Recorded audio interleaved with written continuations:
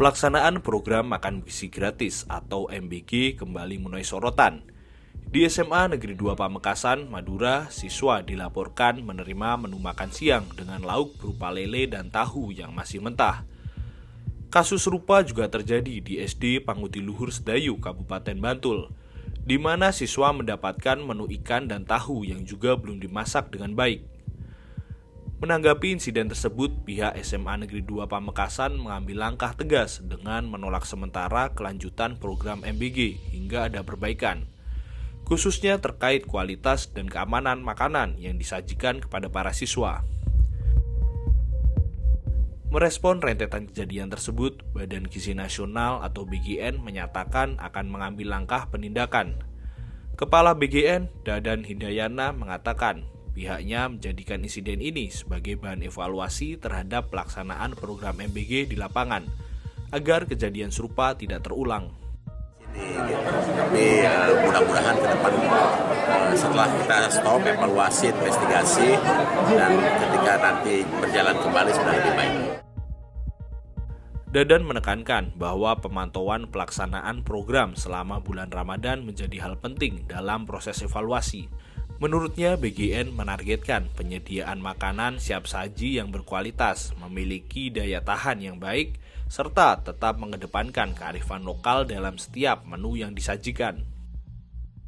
Kalau memenuhi saat Ramadan, apakah menjadi catatan evaluasi juga, Pak? Ya, tentu saja, karena kan kita berharap makanan siap saji yang berkualitas, kearifan lokal, dan tahan lama. Nah, rupanya masih banyak SPG yang masih kesulitan menentukan menu yang khas lokal yang bisa tahan lama. Di sisi lain, BGN mengakui adanya keterbatasan sumber daya manusia dalam sistem pengawasan. Saat ini BGN hanya memiliki 70 orang pengawas yang harus memantau hingga 24.000 dapur. Oleh karena itu, BGN sangat membutuhkan keterlibatan masyarakat untuk ikut mengawasi program ini.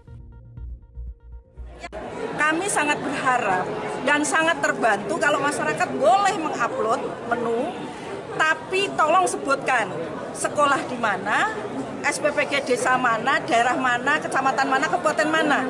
Hari itu juga kita tindak lanjut. Hari itu juga.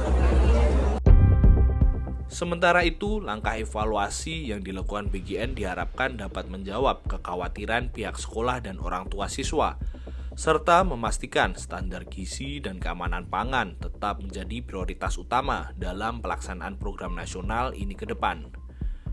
Kritik tajam juga datang dari praktisi pendidikan.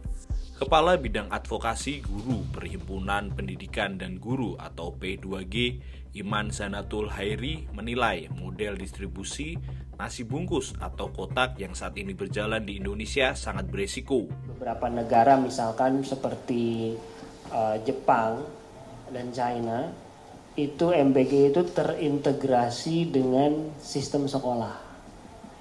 MBG itu school meal kalau kita sebut ya. School meal itu terintegrasi dengan kalender sekolah.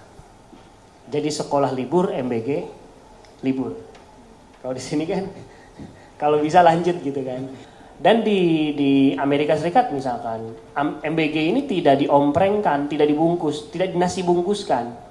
Kalau di Indonesia kan dinasi bungkuskan kan, sehingga ada jeda waktu fermentasi kira-kira gitu.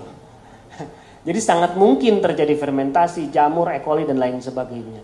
Makanan itu prasmanan di sekolah. Dan melibatkan warga sekolah.